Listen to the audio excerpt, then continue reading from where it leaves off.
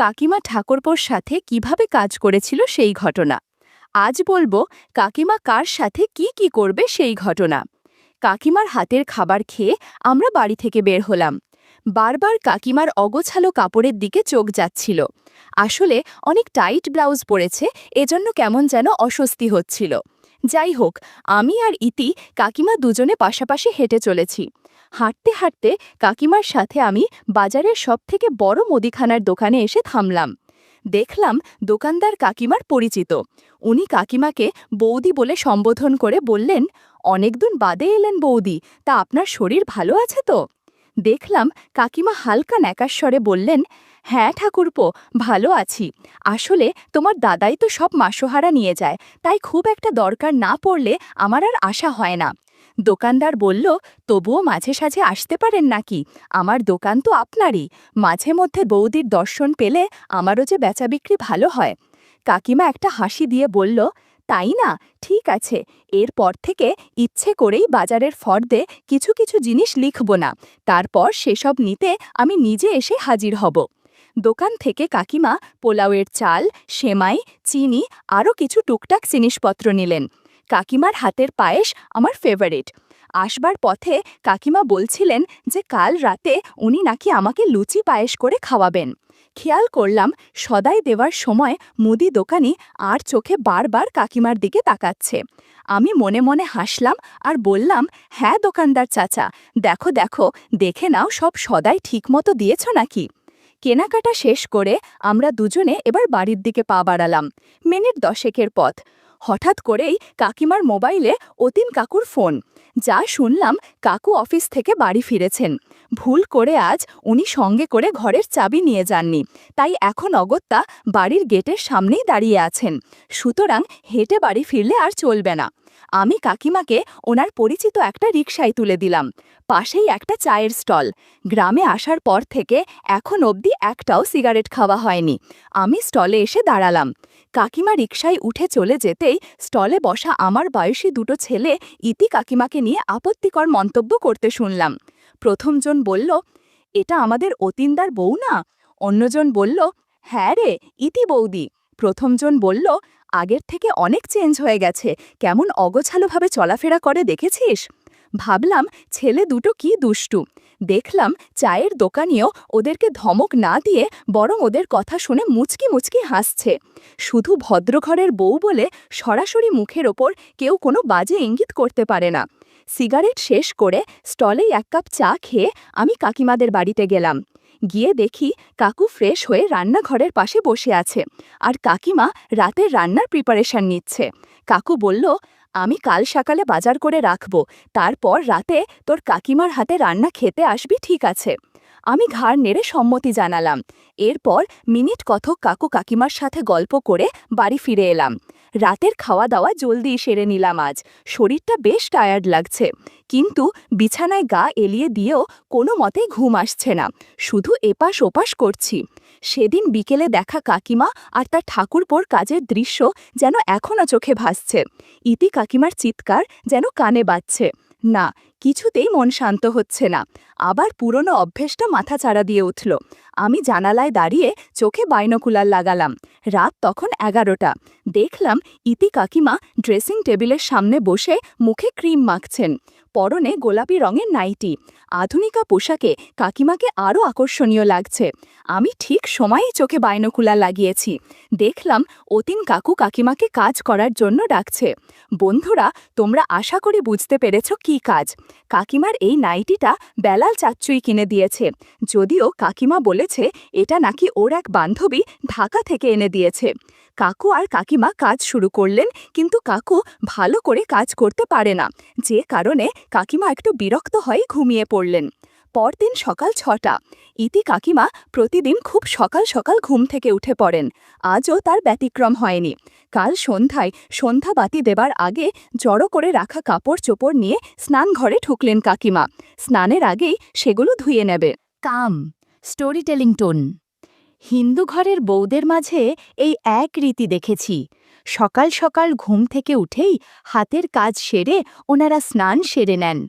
কেউ কেউ তো আবার বিছানা থেকে উঠেই সোজা গোসল ঘরে ঢোকেন। স্নানে ঢুকেই ইতি কাকিমা কাপড় চোপড় ডিটারজেন্টে ভিজিয়ে দেয়। ধোয়ার সময় খেয়াল করলেন শাড়ি, পেটিকোট, ব্লাউজ সব আছে, কিন্তু একটা কাপড় মিসিং। কি আশ্চর্য, সেটা গেল কই? বন্ধুরা, তোমাদের বলে রাখি, গত পর্বে আমি কাকির একটা কাপড় লুকিয়ে ব্যাগে রেখেছিলা, সেটাই উনি খুঁজে চলেছেন। তোমরা যারা গত পর্ব শোনোনি তারা সেটা শুনে এসো।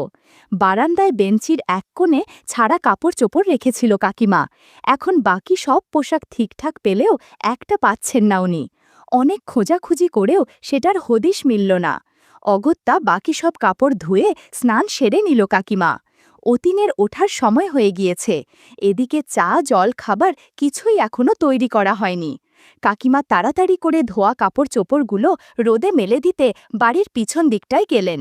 এদিকে কাকু ডাকতে শুরু করেছে, ইতি, এই ইতি, এই বউ, কই গেলে তুমি? ইতি সাড়া দিয়ে বলে, এই তো আসছি আমি। নাশতা সেরে রোজকার সময়েই কাকু অফিসে চলে গেলেন। কাকুর অফিসে কাজের চাপ থাকায় আজকে ওনার ফিরতে দেরি হবে। এদিকে সন্ধ্যা নেমে এলো। কাকিমা চাচ্চুর জন্য মেন গেট খুলে রেখেছিলেন। চাচ্চু বাড়িতে ঢুকেই মেন গেটে তালা মেরে দিলেন। বুঝতে পারলাম আজও চাচ্চুকে কাজের জন্য আসতে বলেছে। খোলা বারান্দা দিয়ে ঘরে এসে ঢুকলেন। ইতি কাকিমা চাচ্চুর জন্যই অপেক্ষা করছিলেন। চাচ্চু আসতেই কাকুর ঘরটাতে বাইরে থেকে সিটকিনি টেনে দিয়ে চাচ্চুকে নিয়ে পাশের ঘরে গেলেন।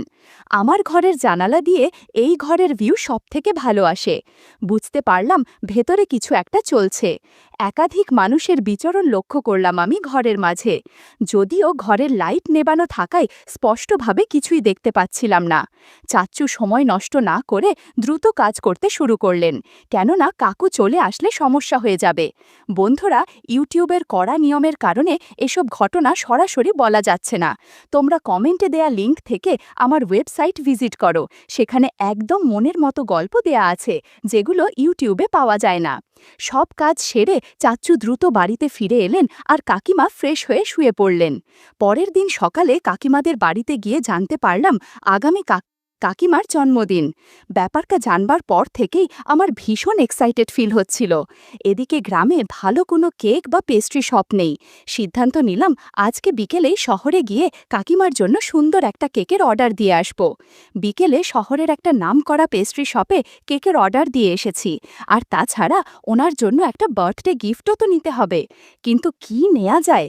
অনেক ভেবে চিনতে ঠিক করলাম একটা জামদানি শাড়ি নিব।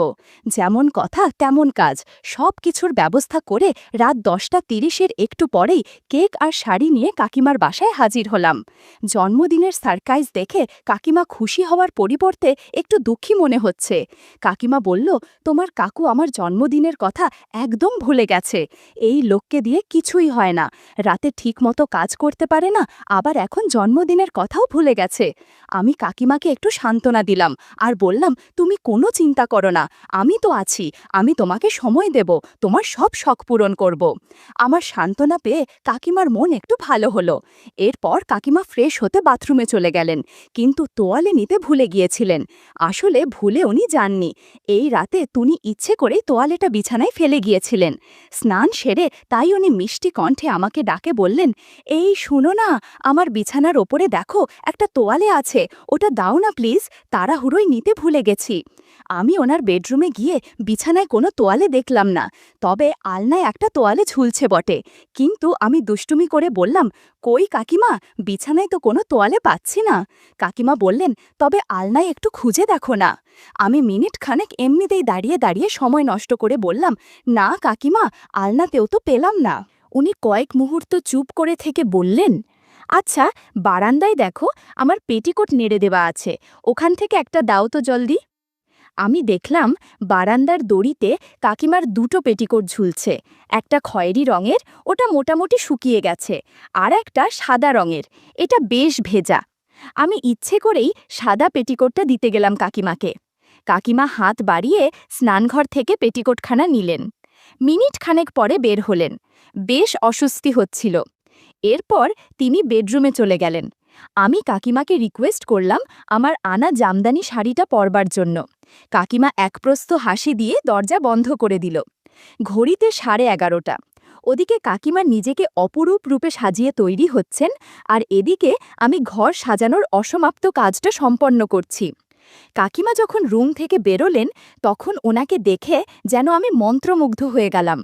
সিঁথিতে চওড়া করে সিঁদুর, কপালে লাল টিপ, চোখে কাজল আর হাতে শাখা পলার সাথে ঠোঁটের গাঢ় লাল লিপস্টিক মিলে কাকিমাকে যেন অপরূপ লাগছিল। আমি দেখলাম ঘড়িতে 11:59। 1 মিনিট আমি কাকিমার দিকে তাকিয়েই কাটিয়ে দিলাম। তারপর দেয়াল ঘড়িতে 12টার ঘণ্টা বাজতেই কাকিমাকে উইশ করলাম, হ্যাপি বার্থডে কাকিমা। কাকিমা ভীষণ খুশি হয়ে উইশের উত্তরে লম্বা করে থ্যাংক ইউ দিল। তারপর আমাকে পাশে ডাকল কেক কাটবার জন্য। কেক কাটবার জন্য কাইমার হাতে হাত রাখতেই তার হাত কেঁপে উঠল। কেকের ফার্স্ট বাইট কাকিমা আমাকে দিল। এরপর কাকিমাকে কেকের একটা টুকরো দিলাম। কেকের টেস্ট দারুণ হয়েছে। কাকিমা বলল, শুধু কেক খাবে নাকি? তোমার জন্য ক্ষীর আর বড় বড় দুটো ভাপা পিঠা আছে, এগুলোও খেতে হবে কিন্তু। বললাম, ভাপা পিঠা আমার প্রিয় খাবার। একটু পর কাকিমা দুটো ভাপা পিঠা দিয়ে বললেন, পিঠা দুটো খাও, তোমার ভালো লাগবে। পিঠাগুলো বেশ নরম, আসলে অনেক যত্নে বানিয়েছে তা বোঝা যাচ্ছে। পিঠা খাওয়ার পর কাকিমা বলল, দেখো তোমাদের জন্য ক্ষীর এনেছি, ক্ষীর খেয়ে নাও জিসান, তোমার কাকাবাবু এই ক্ষীর এখনো খেতে পারেনি। সেদিন জন্মদিনের মোমবাতির আড়ালে অনেক আনন্দ হয়েছে। ভাপা পিঠা আর ক্ষীরের মিষ্টি হয়ে নিজেকে অনেক ভাগ্যবান মনে হচ্ছিল। চিৎকার চেঁচামেচি করতে করতে রাত 2টো বেজে গেল। দুজনেই বেশ ক্লান্ত হয়েছিলাম। এরপর কাকিমা বলল, আজ আর নয়, এখন ফ্রেশ হয়ে এসো। আমি ফ্রেশ হতে বাথরুমে চলে গেলাম। এরপর কাকিমা ফ্রেশ হতে চলে গেল। কিছুক্ষণ পর একটা হালকা রঙের গামছা জড়িয়ে বেরোলেন। আমি কাকিমাকে বললাম, আজকে ম্যাক্সি পরে ঘুমাবে, তাহলে ভালো লাগবে। কাকিমা আমার কথা মতো তাই করল। সামান্য গল্প করতে করতে দুজনে ঘুমিয়ে পড়লাম। সেদিনের পর থেকে প্রায়ই কাকিমা আমাকে ভাপা পিঠা আর ক্ষীর খাওয়ার জন্য ডাক দিতেন, আর আমিও চলে যেতাম কাকিমাগের বাড়িতে।